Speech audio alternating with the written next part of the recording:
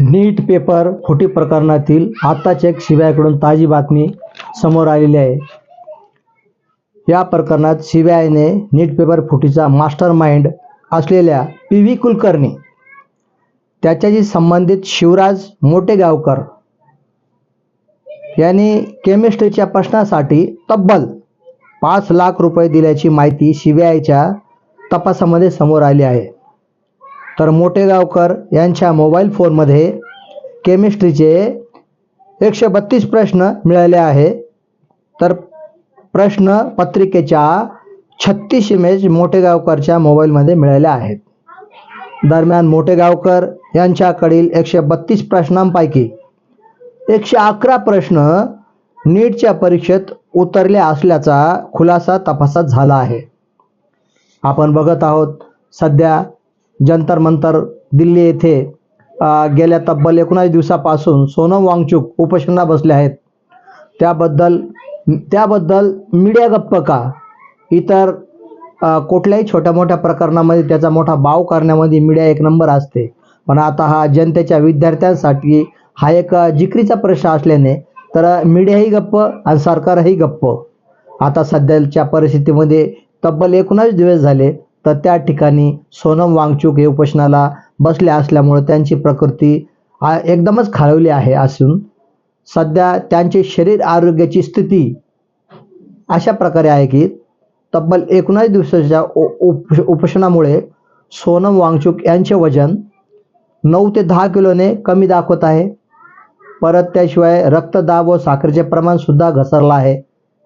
या उपोषणामुळे त्यांचे शरीर कमकुवत झाले आहे व मोठ्या प्रमाणात अशक्तपणा आला आहे.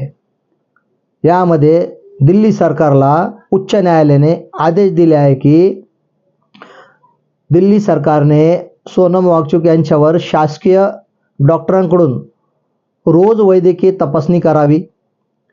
न्यायालयाने असे निर्देश नोंदवले आहे की प्रत्येक नागरिकाचा जीव मौल्यवान आहे, तर वांगचुक यांनी लवकर उपचार घ्यावा.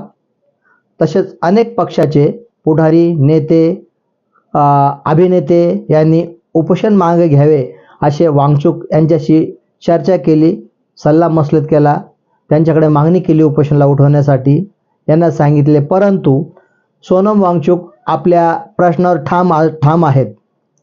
तसेच वांगचुक यांनी समर्थकांना आता येत्या 20 जुलैला मोठे आव्हान केले आहे की 20 जुलैला माझ्या समर्थकांनी आणि जनतेने, नागरिकांनी मोठ्या प्रमाणामध्ये संसदेवर धडक मोर्चा काढावा असे आव्हान सोनम वांगचुक यांनी केलेले आहे. सोनम वांगचुक ही काही साधीसुधी गोष्ट नाही. बघायला जर गेलं तर सोनम वांगचुक भारतातील एक प्रसिद्ध शिक्षण सुधारक, कल्पक, संशोधक आहेत व ते पर्यावरणवादी आहेत, सामाजिक कार्यकर्ते आहेत. त्यांनी त्यांच्या लडाख येथे वास्तव्यास राहणाऱ्या जनतेसाठी अति कठीण परिस्थितीत त्यांनी तेथील लोकांचे जीवनमान सुधारण्यासाठी सर्वात मोठे योगदान दिले आहे. लडाखमधील सोनम वांगचुक लेह जिल्ह्याचा उलेतोको या ठिकाणी त्यांचा जन्म झाला आहे. त्यांच्या शिक्षणाचे सांगायचे तर त्यांनी श्रीनगरमधून मेकॅनिकल इंजिनिअरिंगची पदवी घेऊन फ्रान्समधून अर्थन आर्किटेक्चरचे उच्च शिक्षण घेतले आहे. त्यांनी वेगवेगळे शोध लावले, जसे की उन्हाळ्यातील तीव्र पाणी टंचाई लक्षात घेऊन त्यांनी हिवाळ्यात रिकामे वाया जाणारे पाणी जमा करून कृत्रिम बर्फाचे डोंगर तयार केले आणि त्या डोंगराला त्यांनी आईस स्तूप असे नाव दिले व ती स्तूपा उन्हाळ्यात वितळते व नागरिकांना आणि शेतीसाठी ते पाणी वापरता येते चांगल्या प्रकारे, असाही त्यांनी शोध लावला. तसेच त्यांनी स्टुडंट्स एज्युकेशन संस्थाही स्थापन केली त्या ठिकाणी.